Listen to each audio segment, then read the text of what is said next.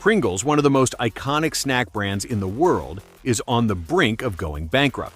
How did one of the biggest names in the snack industry fall so far? Well, here's what you haven't heard about the snack that changed the game. Pringles were on sale, a promotion for their special What's the Flavor competition, a cool $10,000 up for grabs. This morning involving Pringles chips. Procter & Gamble recalling its taco night and cheeseburger versions of Pringles.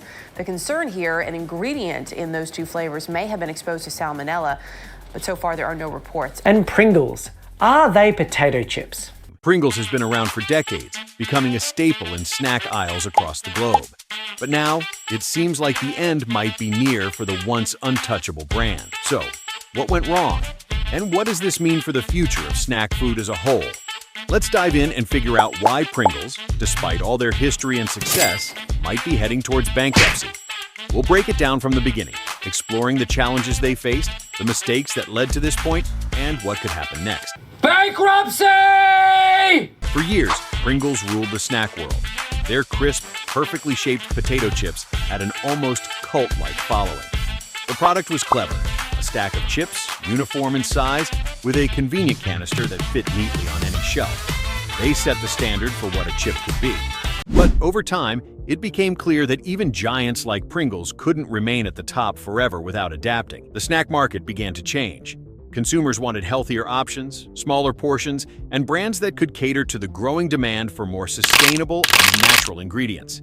Meanwhile, Pringles stuck to their classic formula, a snack that wasn't exactly the healthiest and certainly wasn't the most innovative in a rapidly evolving market. So, how did the mighty Pringles fail to see the writing on the wall? First, let's talk about the competition.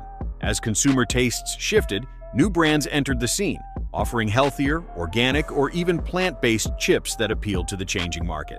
Companies like Lay's started experimenting with healthier variations and flavors that catered to a broader audience, from low-calorie options to gluten-free products. In contrast, Pringles seemed slow to change.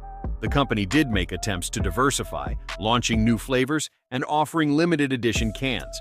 But for all their efforts, they struggled to catch up with the competition that was evolving faster and more efficiently.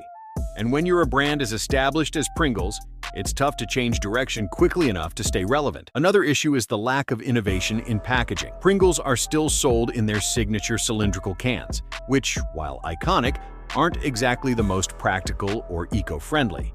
The rise of resealable bags and more convenient packaging options became a huge selling point for competing snack brands. Pringles just couldn't keep up with the demands of the modern consumer.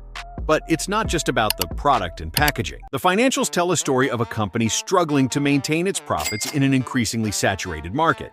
Despite Pringles' attempts to reinvent themselves, their revenue continued to decline.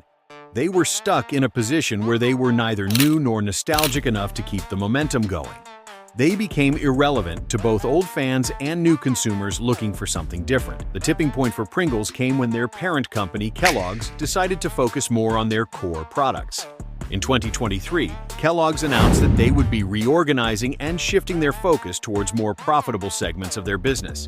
This move made it clear that Pringles was no longer the cornerstone of the company's snack portfolio. Come on now, dawg. Come on, man. With declining sales and little innovation in their strategy, the brand was no longer a priority. The decision to reduce their focus on Pringles was a nail in the coffin, signaling that the once mighty brand was on its way out. Pringles' bankruptcy isn't just about one brand failing. It's a reflection of a larger trend in the snack industry. Companies that fail to evolve and understand changing consumer preferences risk being left behind. You're trespassing on my property. You didn't win in my yard. Wait. All of you. Daddy, chill. What the hell is even that? So, while it might be the end for Pringles as we know it, it's a wake-up call for other snack brands to stay ahead of the curve. Will we ever see Pringles make a comeback? Or is this the final crunch? Only time will tell. But for now, it's a lesson in the importance of adaptation, and a reminder that even the biggest names in the industry aren't invincible.